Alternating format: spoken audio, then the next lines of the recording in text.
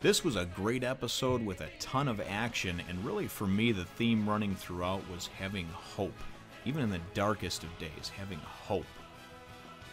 Small Blade, The Struggle for Trust, Part 3. Well, hello, my brothers and sisters and Titan killers of the Nerd Nation. I, as always, am Jim, here to bring you another review on the awesome and adventure-filled, action-packed, and now in English tale of Attack on Titan. Now, of course, the last episode focused pretty much solely on giving us the backdrop and the background and the history, seen through a flashback, which was expertly done, of Mikasa and, of course, her relationship with Eren, and then her coming out of that flashback at the end saying, I can do anything as long as Eren's by my side, not knowing the entire time that Eren, of course, had been devoured in the previous episode by a Titan while saving Armin. So that's how the episode left off, and this one actually picks up, and it's a good episode for a number of reasons. It really takes you back into the action, and it makes you realize that although Eren is gone, there's still a whole fucking city of people that are being devoured by Titans, and that they're trying to go and retreat, and trying to go and slow down or stop this Titan onslaught.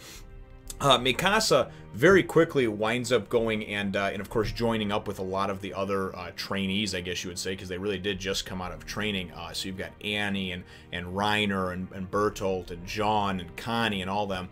And she winds up asking, you know, where Eren is. And Annie's just kind of defers over to Armin, right?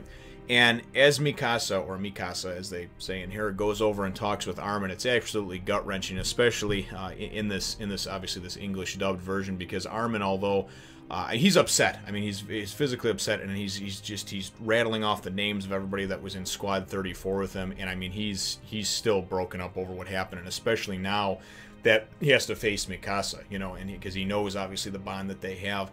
And once she finds out that he's dead, she doesn't, you know, she doesn't react with any type of emotion, and we see from her past why. You know, I'm sure she learned to kind of bottle a lot of that up after seeing the horrible things that happened to her parents, and just sort of bottling that up for all the years that she did, and just kind of putting things off to the side. Her way of dealing with it is, hey, let's go and attack these things. You know, let's go and let's help get everything situated. We find out that very early on in the episode that the supply depot, the HQ supply depot, has actually been overrun by Titans, and there's actually a couple of people inside. It was a very gripping scene. There's a few guys inside, and one of them goes to load up. They're hiding in there from the Titans, and one of them goes and loads up a gun, and he's like, why the hell are you loading that? He turns it, puts it in his mouth, and blows his own frickin' brains out. That scared of being eaten, devoured by the Titans, that just took his own life right there, you know. So really the whole episode focuses on kind of trying to get everybody redirected and trying to get all of these trainees that really thought that it was going to be much easier than anticipated to go and just be these Titan killers, and they're finding out that the horrors of war are horrific, and there's a lot of tragic things that happen, and there's certainly a lot of death and destruction that, you know, that has followed because of that. So again, the high point of the episode for me is when Mikasa goes and kind of rallies everybody up. She sort of gives this speech, and they're like, you can't this, you can't that, and she's like, you know what? And she basically just calls them all pussies, and then just goes and takes off. She's like, I'll do whatever I want. I can take these things out on my own. And on her way there to the HQ where she's going to resupply, or they're trying to obviously get in there too and save the people that are trapped in there, she winds up taking down a bunch of Titans, and it's very cool. Obviously, just that aerial motion and the way they're able to convey that motion in the animation is done very well, and it's really cool to see her doing this, you know. And as some of the other trainees are like, well, fuck that, we're gonna follow her, and she kind of, you know, inadvertently rallied the troops. Armin's following close behind, and he goes and he sees that that she's using way too much gas. She's acting on pure emotion and instinct. Okay, she just lost Eren, who was a brotherly-like figure. Maybe she was a love interest, and she's very clingy to him. Whatever the case may be, this is the only real solid figure in her life that she's close to. That's obviously still alive, that we know of anyway. And she's just found out, of course, that he died a horrible death.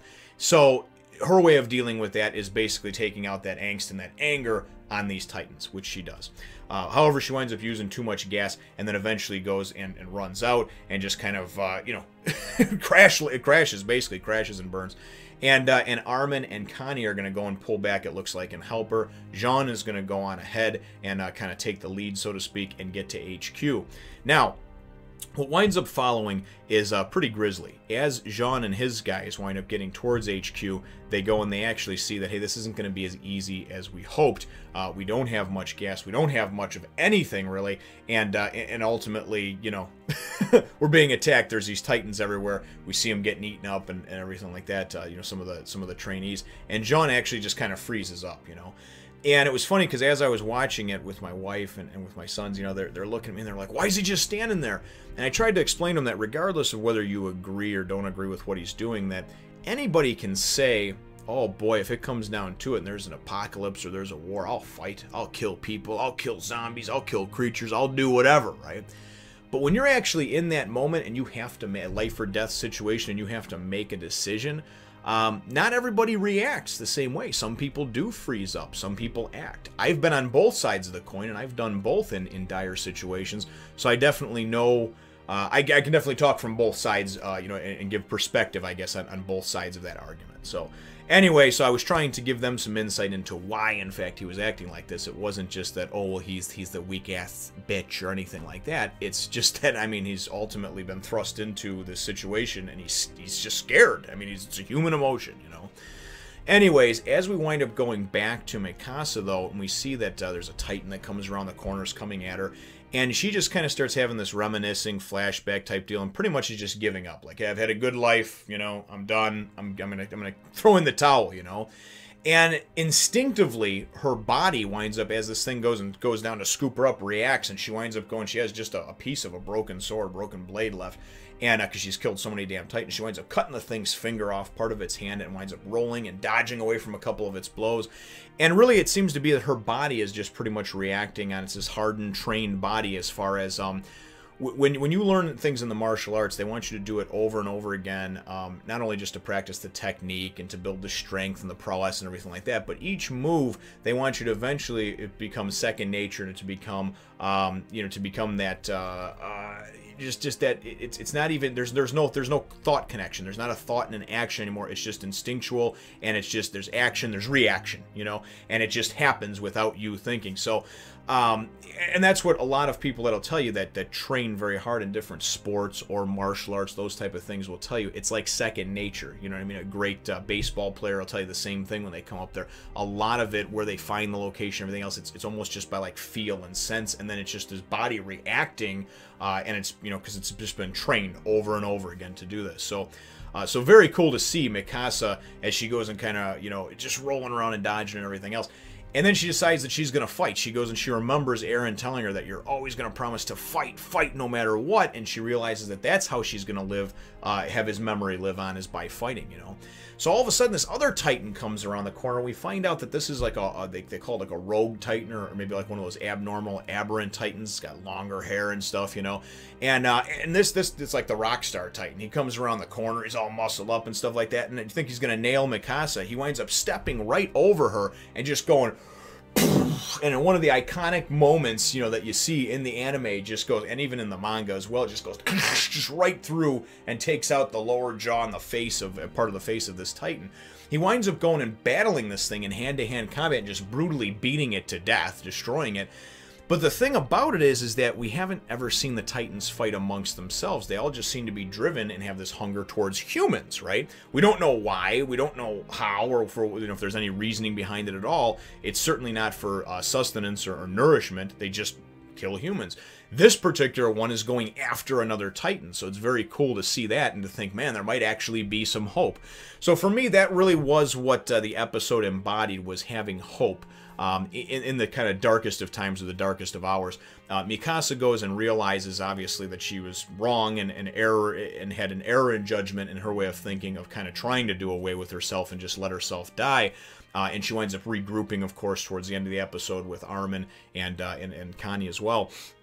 Armin's like, you know what, I'll give you my tanks of gas, you go on, you're a stronger fighter, you're a better fighter, and he'll just leave me with this broken blade over here so I can take my own life if the Titans get too close. And Mikasa's like, fuck that, you know, she's not going to leave him there. We're all going to make it, or none of us are going to make it.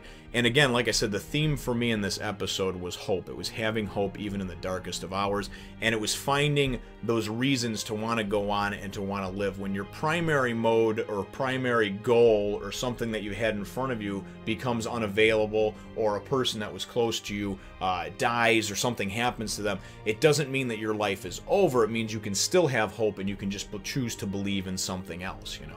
So I'm definitely stoked, you know, looking forward, obviously, to the next episode as things wind up winding down in this one, and everybody winds up converging on the HQ and just kind of crashing through the windows, and just sort of, you know that the shit's gonna go down. Things are looking really good, and again, the action, of course, was just excellent, and my overall thoughts was that it was a great episode and a lot of fun, and certainly was able to kind of take away and soften the blow a little bit of obviously losing Aaron a couple episodes ago, and then the last episode really focusing on seeing him but in a flashback form, and you're like, man, I like the guy even more now. I feel even closer to him. He went completely like just fucking level 10 psycho to go and save Mikasa, who he didn't even know at the time, you know, just because it was the right thing to do, and wound up going and turning into like a 12-year-old hardened killer, you know, at the time because of that, having to take it to the next level and doing a lot of things that none of us could probably do in that situation, or probably wouldn't, you know. He reacted, and although it was brutal, it was what saved her life, you know. So all in all, a great episode. Really enjoyed it, and certainly looking forward to what's going to happen in the next one. So my episode question for you, though, brothers and sisters, is what are your thoughts on this rogue titan, or this abnormal or aberrant titan? It certainly seems to be, if they could find a way to use it, which they're going to try to, as a formidable ally, that seems like that would be the way to go. But overall, just want to know what your thoughts are on the rogue titan. Leave your answer to that question in the comments down below. Feel free to hit the thumbs up, the like button if you should think that I deserve it, and subscribe if you haven't done so already. We will look forward to catching all of you in the next one, Nation. Remember to subscribe to my other channels and follow me on Twitter and Facebook and Instagram too.